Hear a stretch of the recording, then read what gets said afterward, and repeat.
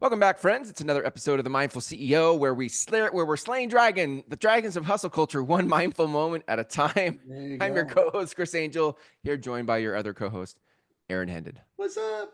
Hello, sir. Are you ready to slay some I am ready to slay some motherfucking dragons. dragons of hustle culture? Dragging these nuts These nuts. across did gold. you We're dragging these nuts over hustle culture's did nose. you did you see the Key and Peele skit from Comedy Central? It's all right. Well, go look it up. D's nuts. It's about the guy that can't stop saying D's These nuts. nuts. I love them. Oh God, Man, so I funny. just so brilliant. So many levels. So good. Yeah. Yeah, it Well, makes me. let's talk. Yeah. I was reading a book called The Fifth Dimension. So for those that really like the woo woo woods, like go check out The Fifth Dimension. Or no, I'm sorry, it's called The Golden Future. The Golden Future, and it was written I think last year, 2023, 2024. And one of the things it posits is that within the next 10 years or so, money will become irrelevant. Like that money will cease to, like moving to a 5D world, money just won't be a thing. And What are the I'm five Ds? What are the other I don't Ds? know. I don't know. I don't know. I relate to the conversation of 5D as just more of a return to a high vibration, right? Where we're stepping out of 3D systems, that we are, this is what we know, the world we know, and we're stepping back into something that more resembles love, cooperation, some just higher vibe type stuff. And So it's then interesting. are Yeah, we go ahead. gonna are we just gonna ignore the fact that the band The Fifth Dimension had the song "Dawning of the Age of Aquarius" and "Let the Sun Shine" in Ridley? Is that like not I mean, that's a perfect? great nod to, It's a big time nod. I don't know if they're making that nod or not, but wow, well, ahead of their time. ahead of their time, man. Wow. Dude, they were plugged, they were tapped in, They tuned were in, and tapped turned in, on. man. Yeah, yeah. If you ever get a chance to see the Summer of Soul, Okay. the documentary, Oh, uh-huh. make you cry. Wow. There's about this about a music festival that took place in Harlem in I want to say 1969, Huh. and as many people as Woodstock attended. It was a Wow. series of festivals so over the course of the series. But that summer, as many Hmm. people attended in Harlem as attended Woodstock. But Wow. you've never heard of it, Hmm. and you can't stop hearing about Woodstock. Right, right, right. The Huh. same number of people. It was, and the footage had been lost. Huh. It was all recorded for CBS and never aired, and it was sitting in some tech's basement for 50 years, Huh. and it was just uncovered. And Questlove Uh-huh. and a guy I went to high school with. A guy. I didn't just go to high school with this guy. This was a friend of mine in high school. This was a guy we hung out a lot Wow. in high school. Was the producer of this thing and hired Questlove to direct it, and it'll make you Wow. cry. It won the Academy Award for documentary. Huh. In 20 whatever year it came out, 2022. Okay. Summer Wow. Soul, and the Fifth Dimension sing on Uh-huh. that, and it's fucking just that's the only reason why I really know that connection. Anyway, Yeah. No, no, that's great. there's a good little cottywomple. Here's a good little wandering. Yeah. Yeah. So interesting. I thought it'd be interesting to sort of explore here just because I think so much of hustle culture, the dragons we're slaying of hustle culture, are hustling for money. Like what happens when, can we all assume that it's true that money won't be, that it'll cease to be a thing? Because we have to get there to play with the idea. So let's just assume money ceases to be a thing. And and so if it's not a thing, there's nothing to hustle for. I feel like everybody gets ushered into Rick Rubin energy, where now that there isn't money to hustle for, now we can really spend time in our art, our creation. What do we want to bring to the world? So I was just taking a moment to get to the no money part, and I know. just It's what I mean, I can do it. Like I can, I mean, I can read books on vampires and Martians and hobbits and uh-huh. dragons Right, right. zombies, and I can get there. I'm more prepared for the zombie apocalypse than I am my retirement. Um, Yes, that's hilarious. so I can get there, like, you know, the willing suspension or willingness to suspend Uh-huh. disbelief, right? Uh-huh. Verisimilitude. I remember that. Remember that word. That's What's the word? verisimilitude. Verisimilitude. That's the ability to suspend disbelief. Uh-huh. Your Verisimilitude. willingness Wow. to suspend disbelief. Wow. And Yeah, isn't it's that funny though? How so we can get to the sci-fi of things. We can get totally. to elves and hobbits Well, and all that's you got like, to oh do is yeah, get to Star cool. Trek. I mean, Star Trek. No, there's no money in Star Trek. Star Trek money has been eliminated. That's Yeah. one of the key elements of Yeah. that future is that, equality across species and no money. Um, and there's just not any real pathway to get there. Right. Right, fine. Just from a Star Trekian perspective, Right. somehow, right? You ever see Right. that New Yorker cartoon where it's two scientists and they're standing in front of a blackboard and it's filled with equation. Uh, And then at the bottom it says the two scientists are looking at it, and one of them saying, "Yeah, that X, that's a miracle happens." uh. So you got all this fucking shit, and then there's just this one miracle that has to happen to have that happen. So Right, right, right. we're good. We can imagine it just because we're in the game Right. of the miraculous, and I could sort of maybe get there. Okay. Anyway, The forget about challenge. how we get there. No, but that's the challenge. I mean, the challenge is because everybody wants to come back to, yeah, but how do we get there? What's the bridge? So I get that. And we could even talk about that. But for a moment, if we could just go to the future, the possibility that we could be in business because we want to be, we could be in business because it's our heart to be, not because we're trying to hustle for money.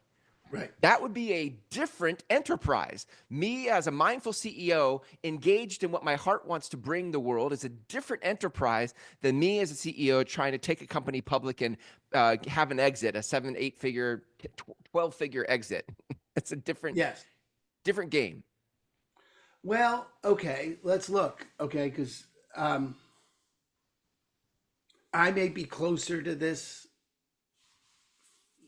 that mindset of a future than you are. I mean, I'm not any closer to that future, but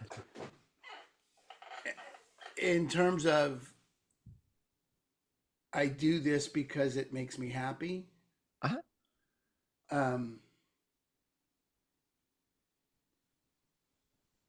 It's interesting. So my first thought, some of my first thoughts in that are I got a lot of practice at that. Hmm. I mean, I went to art school. Yeah. I did start the bakery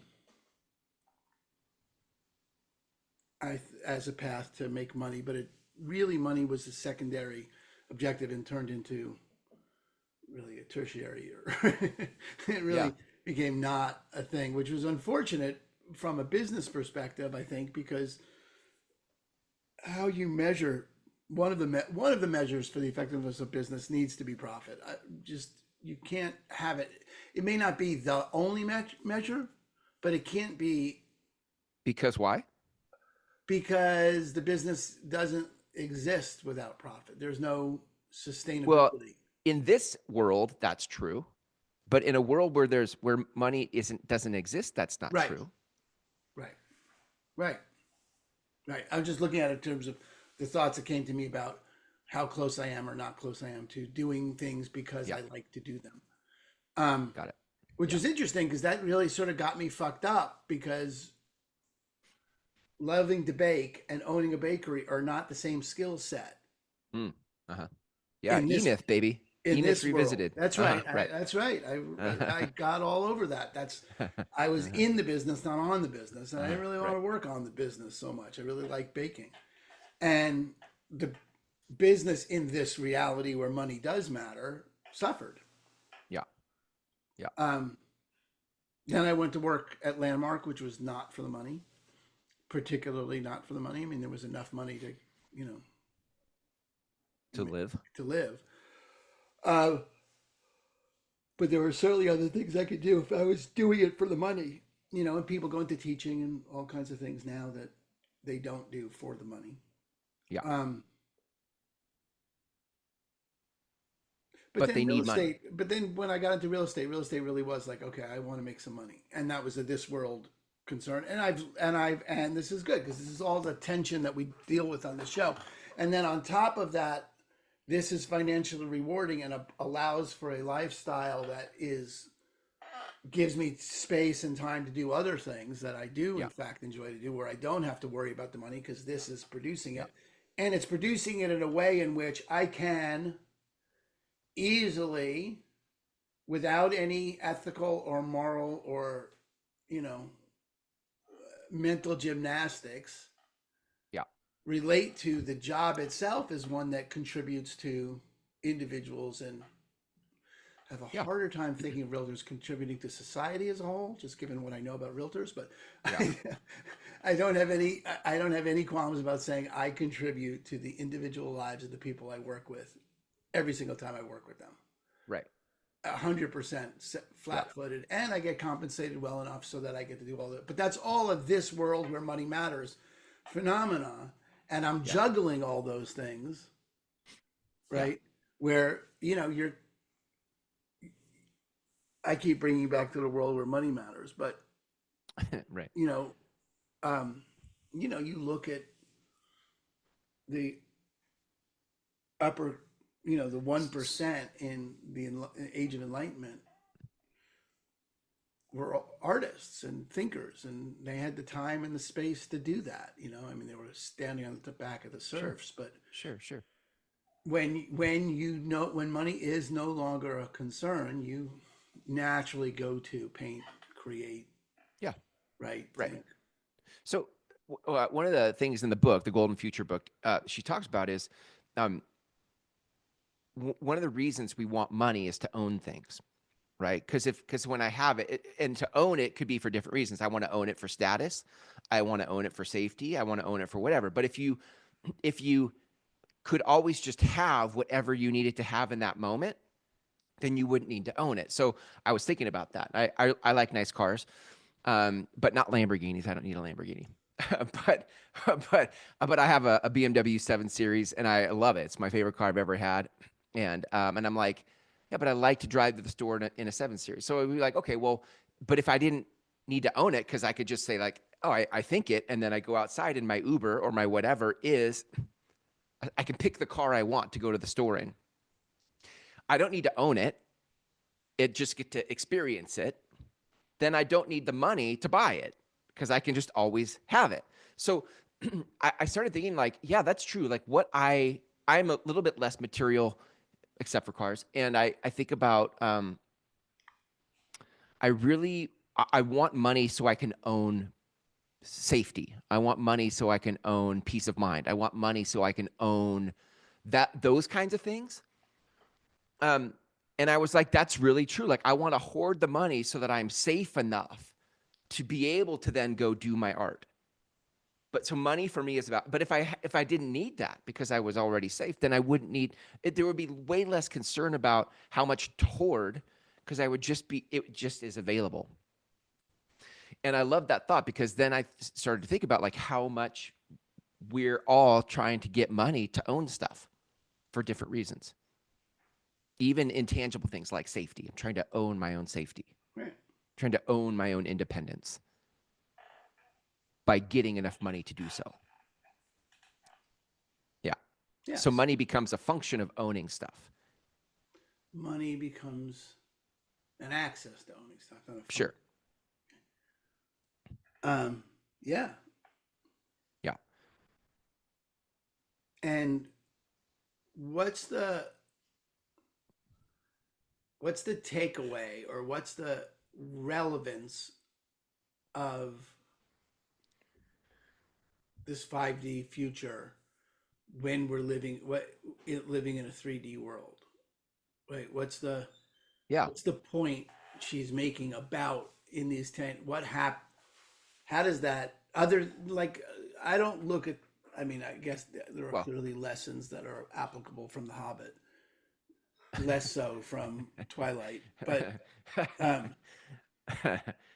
Uh, though I read those, books and am not left with, I don't need them to produce an insight into how I live today sure. for that read to be valuable, Okay. right? So two thoughts. One is, if this thing is going to happen in the age of Aquarius, the planets are shifting, the energy's changing. It's going to happen whether you want it to or not. The universe doesn't give a damn what you want. It's just going to happen. And Uh-huh. if it's true, I don't know if it is, if it's true that it's going to happen in 10 years, and at least in your lifetime, then you would want to mentally be in a space where you could start to prepare yourself for, right, what that would be. Rather than be in a total upset and breakdown, you could actually start to be curious about your life and what would you do if money weren't an option. So what's the relevance? Well, the relevance is being prepared for, emotionally, psychologically, physically, for that to happen, if that's going to happen. If that's not going to happen in your lifetime, but it happens for your kids or your kids' kids, then you could start to play the game called, um, well, if I could imagine a world like that, Hmm. how could I be a part of the bridge? How could I bridge us to that? Like, this is the part of how. How does this happen? And so I start to think about, this is why I'm really interested right now in making all of my programs a pay what you want sort of a model. Because if I can operate my business without the uh, primary need for money, it's secondary, tertiary. It's in the background, but it's not. I don't have to close people. I don't have to handle objections. I just say, like, this is what I've created. Do you want to participate in this? And that's how I invite people into the things that my business does. And they're like, yeah. And I'm like, great. Well, here's the checkout page. You decide what you want to put there. I'm now operating in the energy of, this isn't about money for me. And although this is the bridge, because there is money. Right now we have dollars. We have, there's uh, what's coin. We have money to exchange. And so in this moment, money is the means of exchange. But the energy in which I'm bringing my business to the world is not that. It is, here's the work. Do you want to be inside the work? And I think as we start to operate from that higher vibration of our work and inviting people into it, regardless of how much money it makes, um, even though there is money exchange between here and when this new 5D thing is available, Hmm. more of us in the business space will be operating from a higher vibration. So I'm being the change I want to see in the world. I just Yeah. lost you because you're like, No, no, no. That's right. That's what I was going with. That I was actually thinking about it from a couple of different perspectives. One is, it's possible that money disappears because we wind up in a post-apocalyptic right. Well, scenario I where mean, money's got no value and we're trading hens for yep, goats, right? yep, And that's how that is, right? That yep, um, we don't need your stinking dollars. right. I need a chicken. Uh-huh, Um, so there's that. No higher vibration needed. Just let's survive the apocalypse. uh-huh. Um, then there's being the change and then being the catalyst for you know that world. And um, I, I think part of the so I mean if the book or the point of it is to help usher in that era Uh-huh. versus a description of that era, because there's, again, not just to go back to other genres, there's nothing about the Hobbit that's requiring me to usher something in.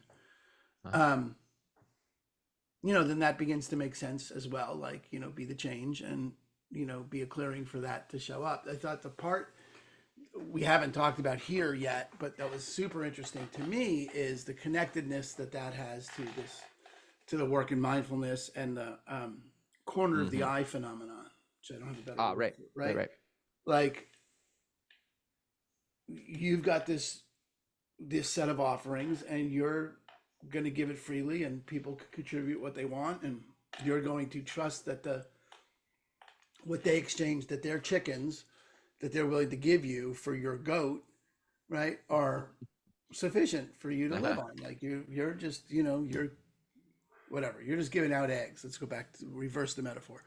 You got chickens, you're just going to give out eggs, and people will contribute what they contribute because that's the space, that's the clearing that you're in, a clearing that you're committed to creating, one of contribution, one of partnership, one of, Right. everyone gets, it's good. It's the Communist Manifesto. Everyone gets according to their needs and gives according to their means. That's literally the foundation of the Communist Manifesto, and we've seen how well that plays out in the current reality, which is not at all well.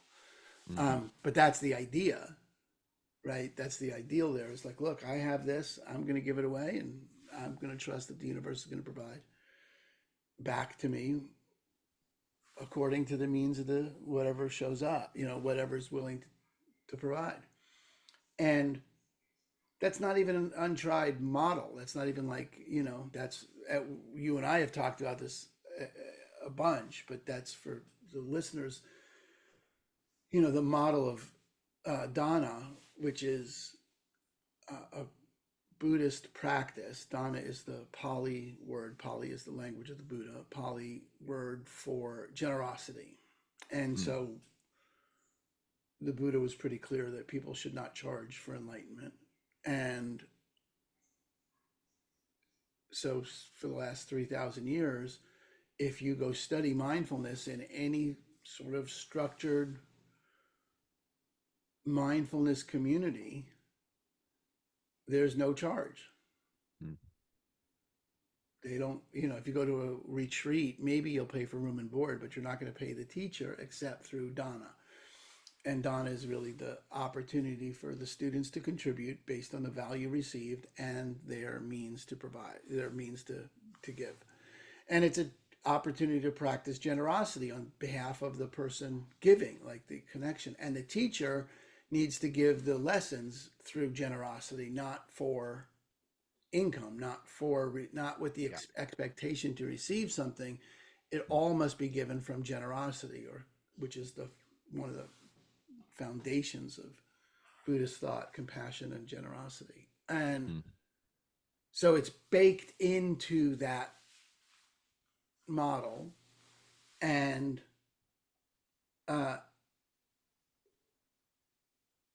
it's it's been 3,000 years. It's fairly successful. It's hardly like they're going. Buddhism's not going out of business. There's plenty of mindfulness retreats and plenty of mindfulness teachers, and I give my 9-week meditation course for free for that exact reason, to keep me out of doing it.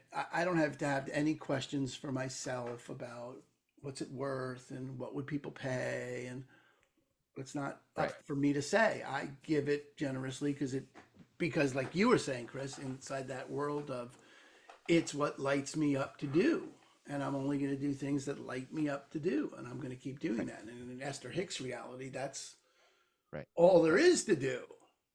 Right? That's, you just keep doing what's lighting you up, and the path of least resistance, and all those rockets of desire that you've sent out are going to come to you, and you don't have to worry about how or where or force them into this little container called, it has to come to me in $97 a month subscriptions from 100 people, and it's got to hit that number, and if you don't have $97 a month, I guess this wasn't for you, or I didn't create the value enough for you, and so I got to go to work on my marketing skills and my objection handling and all that stuff, which is inside very much the CEO box. So, there's this world in which that success and that, who the hell was talking about it? The Dalai Lama, I forget. Maharishi, Deepak Chopra, someone, guru-like, teacher-like, Indian-like, Tibetan, that, God, how fucking stupid racist American was that statement. But at any rate, someone in that genre was talking about needing a certain number of donations or a certain amount of money to produce the temple or whatever it is they wanted to build and whatever it is they wanted to fund. And someone asked them, where would the money come from? And he said, well, it would come from wherever it is. Mm. And that's, Uh-huh. that's not living in a moneyless society, but it's living in a moneyless society. That's living in a world where money is not the object. It'll come from wherever it is. It'll come, right? This is the way of things. Hmm. So there's the less attention you have on trying to force the universe into the pigeonholes in which you need to see the results. And the more open you are to, look, the results are going to come because they're going to come. I'm doing my life's work here. And I trust that I wouldn't be inspired to do this if it wasn't the thing for me to be doing now. Right. And if given it's the thing for me to be doing now, and I'm authentically inspired to do it, I'm doing it, and I know that it will show back up in another way, in chickens or whatever, goats coming my way, and that's both operating at that vibration of a no money society and paving the way for that to happen. Yeah. I was just thinking about how much the game of capitalism, the game of business, the game of making money, I think really does come down to, I need to make this much money because I want to own stuff. Otherwise, if you had, it doesn't take, I don't think it takes a lot of money to be sustainable in your life. You think like, okay, but again, that's going to depend on your lifestyle. But what is your lifestyle? Your lifestyle comes down to the things you own. So if I own a house, that's $1 million house, and it's mortgaged. My mortgage, my taxes, my property taxes. Like, in order for me to own this house, I need more money. And so we start to collect things that we want to own, which raises our need for more money, which means I got to play the game called. But if we could get present in this moment, without and be present to nature and to what my heart wants to create as an artist, and if I could be content, excited for more, but content with what I have, I wouldn't need to own more stuff. I would just give my heart to the things I want to create. Right. And this is what I mean. Like, we get kind of like wrapped around the axle of the things we own, and now I need to make more money to sustain the things that I own and buy more things so I can own. And this is the hamster wheel that sort of we're on. Yeah, very much so. Yeah, I mean, I'm pretty sure I'm going to paraphrase Frank Zappa talking about how communism is a great idea, but it turns out that people really like to own things. And right. Yes. Which is probably fairly close to what he said. And that is, I do. I like to own things. I like to own my computer, and I like to be able to upgrade it. I like, the fact that money gives me those things. And I don't, and you got a BMW, which is really like 2 steps down from that Lamborghini leaner. So don't fucking talk to me about Lamborghini leaning. And I mean, we do have that degree of contempt with, grandiose displays of wealth and Lamborghini leaning and the multi garages and multi comma club and stuff. But at the same time, get your bag if that turns you on, if that's the thing that, but no one wants money just to have money. Right. It's buying some safety, security, peace of mind. Right. But it takes less than I think we think it takes. Like when okay, guys, it's business planning season. Let's set a goal now, double it. The idea of just having more to have more is so common in hustle culture. Yes, and it's so detrimental. So yes, I think you're absolutely right. When you start to get present in life and just present, like, this is what my ass feels like in the seat right now, and this is my socks are dry, and my water is clean, and I'm living in the moment to moment appreciation of what I have. Yeah. You certainly need less. Because so Right. much of the consumption is driven by that's now going to make me happy. Right. When I get that, then I'll be satisfied or grateful. But that's only because you haven't done any work, or if that's the case where you are, no work's been done to train yourself to be satisfied with what you have in this moment. And it takes training to be satisfied with what you have. That's not the default position for Yep. human beings, is to be satisfied. We don't default to being satisfied. We default to being dissatisfied. We default to being I'll leave it at that. That Yeah. it takes, and that's one of the things that is opening up for people in the mindfulness work that I'm training them in, is that they can train themselves to be satisfied. And when you are truly satisfied in this moment, it is much easier to perform. If Right. you don't need to get there to be happy, then in fact, Chris, Right. that's that world that you just created without money. Like, I'm no longer chasing that lead because I need to get paid. I'm in the present, and I can have a conversation with that person to contribute. Right. I can hear what they need because I'm not driven by. And you still got to buy eggs. I mean, it's not like you don't get to. There's still calls to make. There's still Sure. Yeah. things to do, because we don't. But you've unhooked yourself from the automaticity Right. of being driven by the mindless accumulation of Right. more whatever, Yep. Yep. as if that was going to do the thing. You've Right. unhooked yourself from that cycle, in which case, And you I do think wind up that's needing less to be satisfied. It's inherent in the your conversation. and so your question about, like, yeah, there's this 3D world and the 5D world. How do we bridge to the 5D world? I think what you just said is kind of part of that equation. Like, the more you can be present and content, excited for more, but content in this experience is the beginning of unhooking yourself from Yeah. the money machine. Yeah. But yeah. And it's not.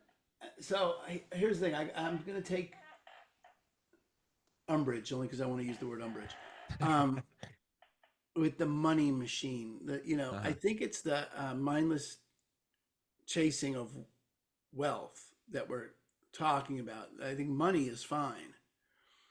Uh, Money is a tool, is an energy exchange, something you and I have agreed is worth X amount. It's variable based on how Yeah. much eggs cost to produce. But you know, it's not the money. It's the mindless, in the background, hidden desire to have more for some unexamined reason that we're going. I mean, in this 5D future, is there no exchange between people for anything? Nothing's I'm not exchanged? not that far yet. I don't know. Oh, fine. Okay. But it doesn't matter. She doesn't Right. have the answer. Like, I think it's Right. what do we collectively, what can we create? It hasn't happened yet, so we don't know. Right. It's all conjecture. But I think it's an interesting question. Like, I think money as an invention is helpful because bartering has its limits. Like, oh, you need a chicken, but I don't have a chicken. Hang on, let me go to 5 other people and Right. exchange with them so I can come back to you to finally get what 2 weeks later, it's like, no, dude, I sold that now. I already bartered that to somebody else. Ah, crap. Money's such Right. a Right. convenient way to exchange for things, Yeah. Yeah. but owning, this is how money and ownership are weirdly connected because uh I can't fully make that connection, but like, I don't know. I feel like something about manifest destiny and westward bound, and I'm going to go to the gold rush so that I can own a thing, and I'm going to take what I want to take and get it from whoever I need to get it from, so that I can own stuff. Like, if you go back to maybe a more indigenous perspective, like that, ownership was not a concept. Like, we don't own this land. We are Right. stewards of this land. We don't own this land. We're guests on this land. And then there was this new thought, like, oh, if I could get more money, I could get more gold, I could get more property and own it, then I would be what? I would have status, I would make the rules, I don't know, like, what was driving that? Because And that now, generations later, has become what I'm referring to as the money machine. Money's not the issue, but Right. it's the machine built around getting more money that is an issue. I'm with you. I get it, and Yeah, and just from the mindful CEO perspective of that, for what we address on this show is that tension between getting your bag and yeah, why, yeah. you know, Getting your bag of money, and you're why getting am your I bag getting of that money, bag of and money? then why do you want that bag of money, and Yeah, being being present to that world in which you're, does it include striving, does it include mm, being attached, does it include worry or stress, and yeah, or does it include trust, and does it include ease, does it hmm, include fun and play and curiosity and wonder, and how do you want to get that bag, how do you want to secure that bag, right? yeah, And you know and to what end, all those things, being mindful about it is an opportunity, whether or not you charge for your product or not. That's right. another conversation inside this one, and it's worth having, right? Lots of different business models. um but you let, and that need to get answered for yourself, right? Like, but you Right. can come to the answer about that for yourself. Right. Yeah. Right. Well, I think that's probably a great place. That's a great invitation to end on, like to, Yeah. get that answer for yourself, to go explore that. But I think that's a fascinating idea, that there's a future where money is not a thing. Yeah. That's fascinating to me. Um, and in some ways, I think it invites mindfulness. I think I love the idea that I could be present in this moment and say, and tune into my heart and say, what does my heart want to create in this moment? Because my heart wants to create it, and then invite people into that creation. And that to me feels like a very mindful way to have an enterprising creation, enterprising your art, from a mindful place. So, well, With thank you. you for your cottywomple and your Yeah. umbrage. Thank you for your. Yeah, umbrage up, baby. Let's go. All right. So let's see. So we are, for everyone listening, we are rolling out. We're planning on rolling out. We're in this talking stages of. We're planning to plan. We're talking about planning. Yes. Um, the community again. So an active community, donation based, for people that want to cottywomple.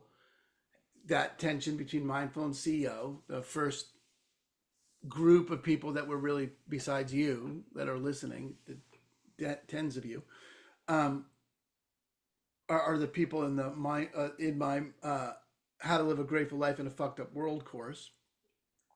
Going to see if they want to continue. So if you're interested in living how to live a grateful life in a fucked up world, and you are a real estate professional, you should go to therealtorsedge.com. If you are not a real estate professional and you just want to you want to learn how to live a grateful life in a fucked up world, then you should go to thegratefulbreath.com. And if you want to be part of the ongoing mastermind cottywomple, then you should contact Chris or I. We're not hard to get to. Yeah. Yeah, and I think you should probably just go through Aaron's courses Fine. and have Yeah. that experience of Aaron, and then on the end of that, you'll have a better sense of whether you want to Yeah. Those courses are free, by continue. the way. Yeah, and then you'll have a good sense of, like, this was really valuable to me, and I want to stay in the space and the energy of a community like this, which is what I think you and I, Aaron, are planning for, us to have a group of us that continues to grow and walk each other home in mindful spaces like that. So. Great. Also, if you guys are consider yourself spiritual entrepreneurs, I've created businesschurch.co, where every week I'm creating mindful, spiritual conversations about business. Because if you're a spiritual entrepreneur, um, there are just things that hustle culture doesn't account for as a spiritual entrepreneur, right? Like, you making a landing page and closing people may not feel in alignment with your spirit. And you're like, I don't know, I can't find marketers that really speak to the things that matter to me. So if you'd like to be in and around that conversation, you can go to businesschurch.co. If you like this video, like it, subscribe it, write a review about it, you know, from the generosity of your own heart. Give us whatever feedback you would like to give us. Excellent. And that concludes us for this week. Everyone, have a great week. Catch you in the next episode. Peace.